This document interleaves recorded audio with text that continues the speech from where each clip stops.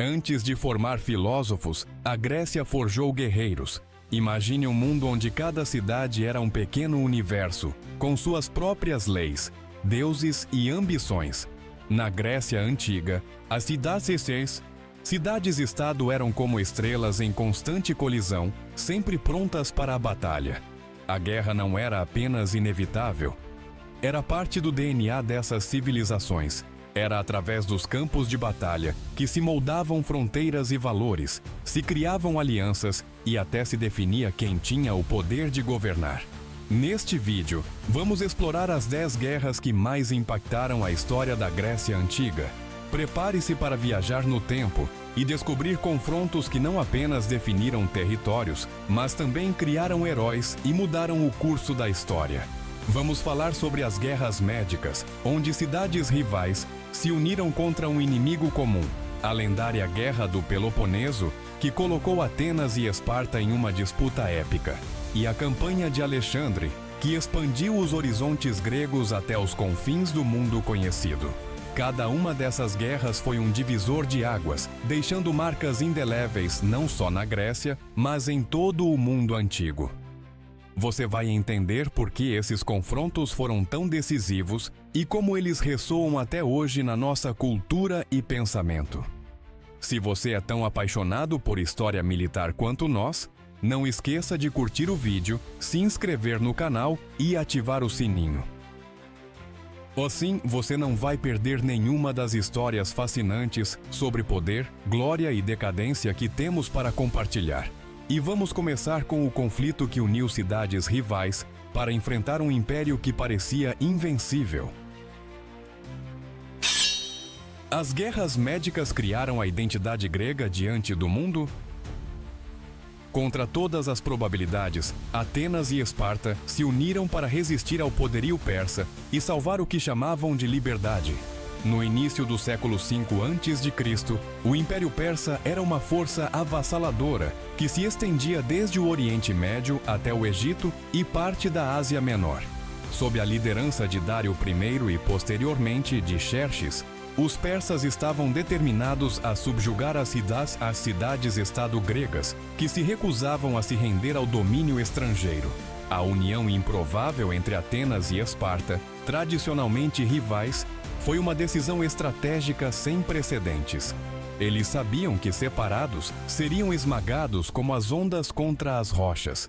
Mas juntos, eles formavam um escudo indestrutível. Na Batalha de Maratona, em 490 a.C., os atenienses em menor número conseguiram uma vitória surpreendente contra as forças persas. Este triunfo se tornou um símbolo de coragem e determinação, inspirando as outras cidades gregas a se unirem contra o invasor comum. No entanto, a ameaça persa não estava derrotada.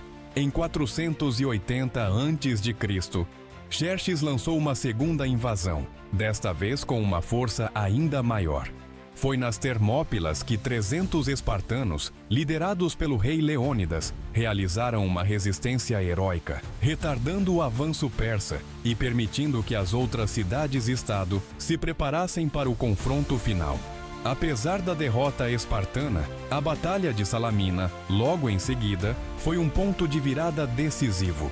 A frota ateniense, utilizando táticas de combate naval inovadoras, destruiu grande parte da marinha persa. As guerras médicas não apenas salvaram a independência grega, mas também forjaram uma identidade coletiva. Os gregos passaram a se ver não apenas como atenienses, espartanos ou coríntios, mas como helenos, unidos pela língua, cultura e, acima de tudo, pela liberdade. Estas guerras não apenas moldaram a Grécia, mas também toda a história ocidental, ecoando a importância da resistência contra a tirania. Agora preste atenção. Diferente de uma ameaça estrangeira, o próximo conflito veio de dentro, entre irmãos, e este será o próximo que veremos.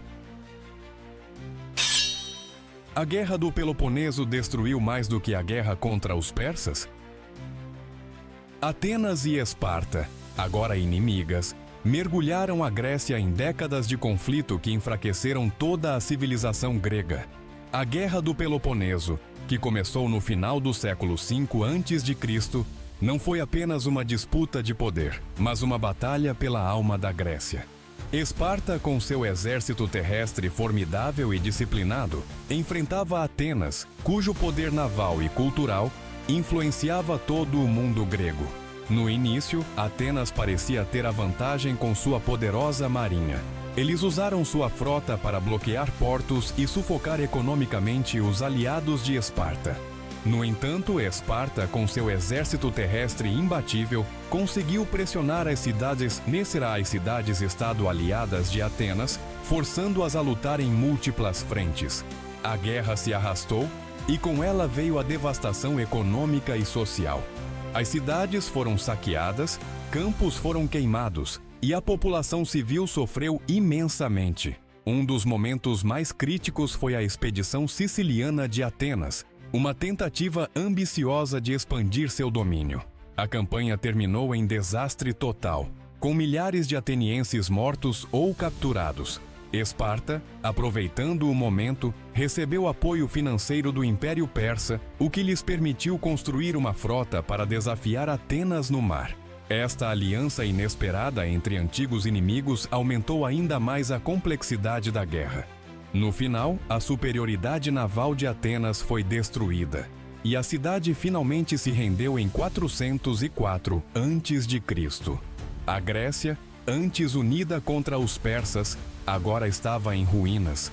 A guerra não só destruiu cidades e exércitos, mas também enfraqueceu a cultura e a economia grega, tornando-as vulneráveis a futuros invasores.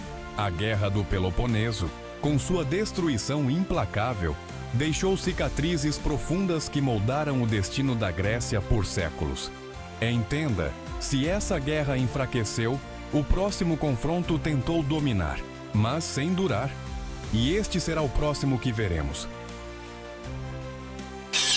A invasão de Tebas ao poder foi mais duradoura que a hegemonia de Esparta?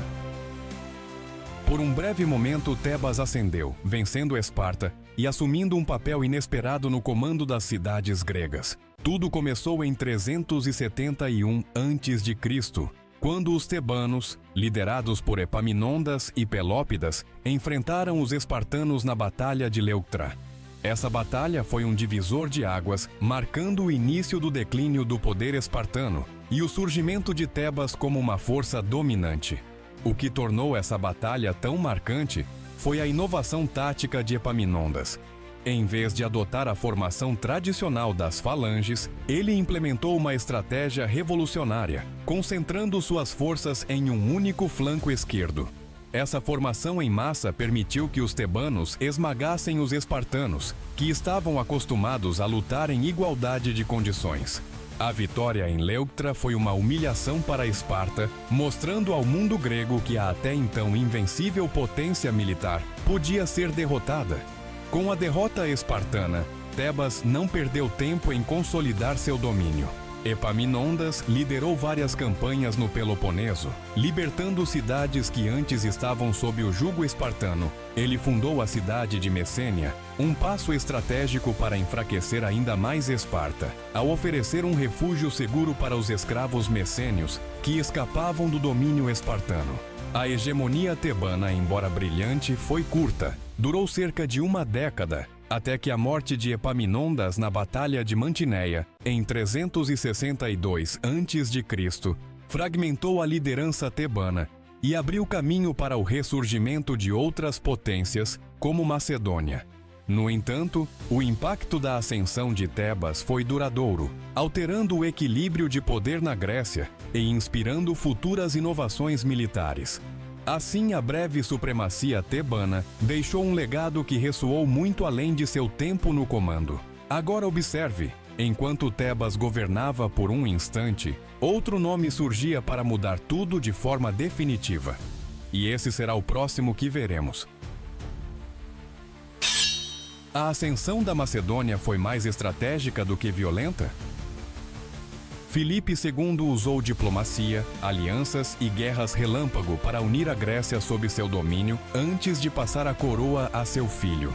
A ascensão da Macedônia sob sua liderança foi um dos capítulos mais fascinantes da história grega, onde a estratégia se sobrepôs à força bruta. Ao assumir o trono, Filipe encontrou um reino fragmentado e cercado por inimigos poderosos. Contudo, ele enxergou oportunidades onde outros viam apenas desafios. Uma das primeiras e mais brilhantes jogadas de Filipe foi a reforma do exército macedônio.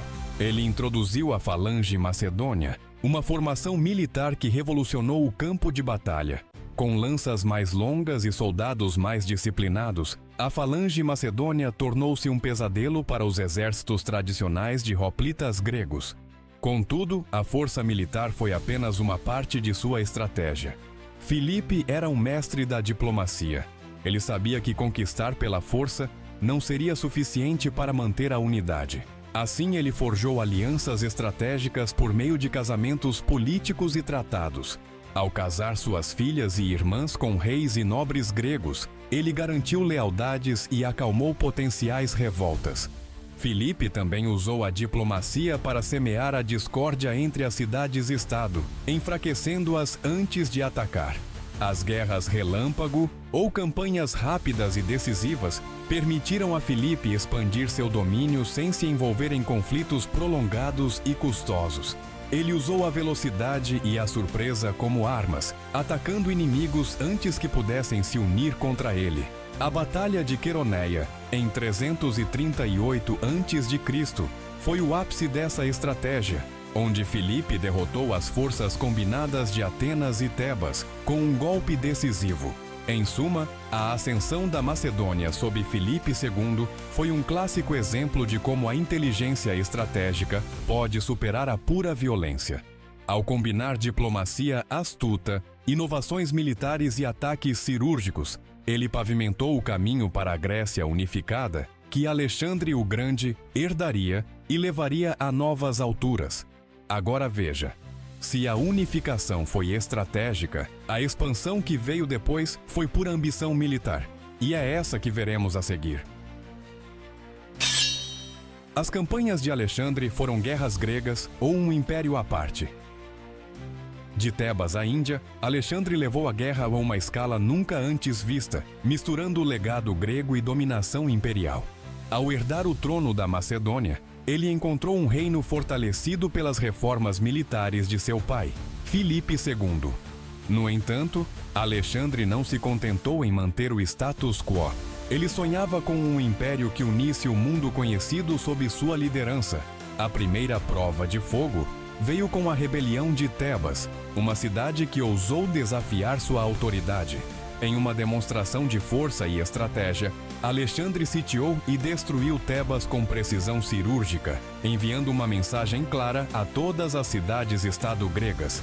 A Macedônia estava no comando. Esta vitória não apenas consolidou seu poder na Grécia, mas também serviu como um prelúdio para suas ambições maiores. Com a Grécia sob controle, Alexandre voltou seus olhos para o leste, onde o vasto Império Persa aguardava. A Batalha de Gaugamela, em 331 a.C., foi um ponto de inflexão. Com um exército numericamente inferior, Alexandre usou táticas inovadoras e a falange macedônia para derrotar Dário III em um confronto decisivo. Esta vitória abriu as portas para a conquista da Ásia Menor, Síria, Egito e além. Ao avançar para a Índia, Alexandre enfrentou novos desafios, como o exército do rei Poro. A Batalha do Rio Hidáspes em 326 a.C. testou sua capacidade de adaptação. Apesar das chuvas torrenciais e dos elefantes de guerra inimigos, Alexandre triunfou mais uma vez, expandindo seu império até os confins do mundo conhecido. As campanhas de Alexandre foram mais do que meras conquistas territoriais. Elas foram uma fusão de cultura e poder, criando um legado que ressoou por séculos. Ele não apenas moldou a Grécia, mas transformou o próprio conceito de império, deixando uma marca indelével na história. E diferente dessa grandiosidade, o próximo conflito mostrou a luta pela sobrevivência de uma única cidade contra a destruição total. E este será o próximo que veremos. A destruição de Plateias foi símbolo do colapso da independência grega? Após resistir heroicamente nas guerras médicas, Plateias foi traída, sitiada e destruída por espartanos em nome do domínio absoluto. A pequena cidade-estado, outrora celebrada por sua bravura ao lado dos atenienses na batalha contra os persas, tornou-se vítima da cruel realidade das disputas internas entre os gregos. No ano 372 a.C., Plateia se viu no centro de um conflito titânico entre Atenas e Esparta, as duas potências gregas que lutavam pelo controle do mundo helênico. A destruição de Plateias foi um golpe arrasador, simbolizando o colapso da solidariedade entre as cidades-estado gregas. Esparta, determinada a demonstrar seu poder e eliminar qualquer ameaça à sua supremacia, cercou Plateias. A cidade, já enfraquecida por anos de conflitos, resistiu bravamente, mas a falta de recursos e o isolamento tornaram sua queda inevitável. Os espartanos, impiedosos, arrasaram as muralhas e reduziram a cidade a escombros, forçando seus habitantes a se dispersarem. Esta destruição não foi apenas física, mas também um duro golpe moral. Plateias, que havia sido um símbolo de resistência contra um inimigo comum, agora representava a fragilidade da independência grega diante das ambições imperialistas. A traição de outros aliados gregos e a decisão espartana de destruir Plateias, em vez de subjugá-la, evidenciam a mudança de mentalidade e a falta de unidade que começava a tomar conta do mundo grego. A queda de Plateias marcou um ponto de inflexão, onde a independência e a cooperação entre as cidades-estado foram substituídas por desconfiança e rivalidade. Este evento trágico destacou a triste verdade de que, em sua busca por poder, os gregos estavam dispostos a destruir aqueles que antes eram seus irmãos e aliados. Agora, se alguns sucumbiram pela força, outros enfrentaram a guerra por resistirem às mudanças do mundo. E um deles é que veremos agora. A guerra social foi mais perigosa para Atenas do que os persas? Cidades outrora aliadas de Atenas se rebelaram contra sua liderança, desafiando o modelo imperial ateniense de hegemonia. A guerra social que ocorreu entre 357 e 355 a.C. foi um conflito que sacudiu as fundações do poder ateniense. Esta guerra viu a Liga de Delos, uma aliança originalmente formada para proteger as cidades-estado gregas dos persas, se voltar contra Atenas, com cidades como Quios, Rhodes e Bizâncio liderando o levante.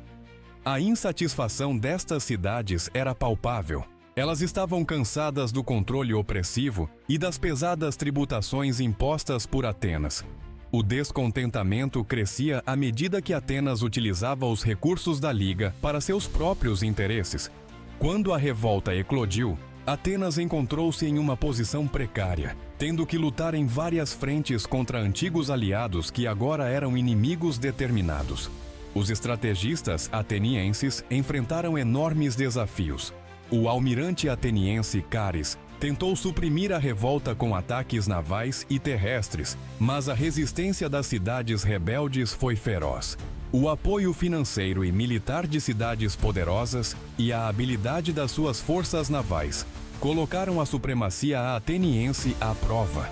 A guerra não era apenas uma questão de domínio territorial, mas também de prestígio e poder político. O impacto da guerra social foi devastador para Atenas. Mesmo após a assinatura de um tratado de paz que reconheceu a independência das cidades insurgentes, o poder de Atenas nunca mais foi o mesmo. A guerra desgastou suas finanças, enfraqueceu sua posição na região e mostrou que seu império não era invulnerável. Este conflito provou ser um presságio sombrio para Atenas, revelando que a ameaça não vinha apenas de inimigos externos, como os persas, mas de dentro das próprias fileiras gregas. E enquanto alguns brigavam por liberdade, outros tomavam partido por glória, em conflitos que deixariam marcas culturais eternas. E este será o próximo que veremos. A Guerra de Corinto foi mais política do que militar? Esparta, Tebas, Atenas e Corinto, todas em lados alternados, travaram um conflito impulsionado mais por interesses geopolíticos do que por ambição territorial. A Guerra de Corinto, que ocorreu no início do século IV a.C., foi uma dança complexa de alianças e traições. Após a Guerra do Peloponeso, Esparta emergiu como a principal potência na Grécia, mas sua hegemonia rapidamente gerou ressentimento entre as outras cidades-estado. Tebas e Atenas, outrora rivais, uniram forças com Corinto e Argos para desafiar o domínio espartano. Este não foi apenas um confronto de lanças e escudos, mas também uma batalha de diplomatas e estrategistas. Estas cidades-estado estavam conscientes de que a guerra poderia destruir a frágil estabilidade da região. Assim, enquanto os exércitos se enfrentavam em campos de batalha, embaixadores e políticos teciam suas teias em salões de pedra, buscando aliados e tentando ganhar vantagem sem derramar sangue. Esparta, com sua renomada força militar, enfrentou um desafio inesperado: a necessidade de não apenas lutar, mas também negociar e persuadir. As batalhas, embora ferozes, eram frequentemente interrompidas por tréguas e negociações, que às vezes pareciam mais decisivas do que os próprios combates. A Batalha de Nemeia, uma das mais significativas do conflito, demonstrou a superioridade tática espartana, mas foi a diplomacia que realmente moldou o curso da guerra. A Paz do Rei, um tratado mediado pelo Império Persa, evidenciou a influência externa nos assuntos gregos, mostrando que o conflito era uma peça em um jogo político maior. A Guerra de Corinto, portanto, foi um lembrete de que o poder nem sempre reside na força bruta. As cidades-estado gregas aprenderam que a política, tanto interna quanto externa, era uma arma tão poderosa quanto qualquer espada ou lança. Agora, veja como no próximo conflito, a guerra não foi entre gregos, mas contra a dominação de um novo mundo. E esse será o próximo que veremos. As guerras contra Roma foram a última tentativa de manter a independência grega? Em batalhas como Corinto e Pydna, a Grécia tentou resistir ao avanço de Roma e falhou, entrando na história como vencida, mas não apagada. As guerras macedônicas foram o palco desses confrontos épicos, onde a determinação grega encontrou a força implacável da máquina de guerra romana. Em Corinto, no ano 146 a.C., os exércitos romanos liderados por Lúcio Múmio marcharam contra a cidade, que era um dos bastiões do poder grego. Com suas legiões disciplinadas e táticas superiores, Roma não apenas derrotou os defensores gregos, mas também destruiu Corinto, reduzindo-a a cinzas como um aviso claro para o restante da Grécia. Em Pydna, 2 anos antes, em 148 a.C., outro embate crucial ocorreu. O exército macedônio, liderado por Perseu, rei da Macedônia, enfrentou as forças de Lúcio Emílio Paulo. A batalha foi um exemplo claro da superioridade das formações legionárias romanas sobre a falange macedônica.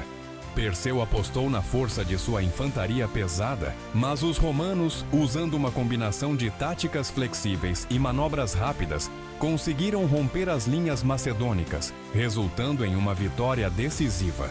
Essa derrota selou o destino da Macedônia como uma província romana e marcou o início do fim da independência grega.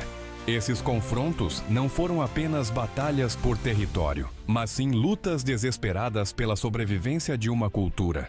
A conquista romana não apagou a herança grega. Ao contrário, a cultura helênica influenciou profundamente Roma em filosofia, arte e ciência. As guerras contra Roma foram a última tentativa de manter a independência grega, mas também serviram como uma ponte para a fusão das civilizações, criando uma nova era que continuaria a inspirar o mundo por séculos. Agora que vimos os choques externos e internos, é hora de entender qual deles realmente moldou a alma da Grécia. E é isso que veremos a seguir. Qual guerra definiu mais a Grécia? Em batalhas como Corinto e Pydna, a Grécia tentou resistir ao avanço de Roma e falhou, entrando na história como vencida, mas não apagada.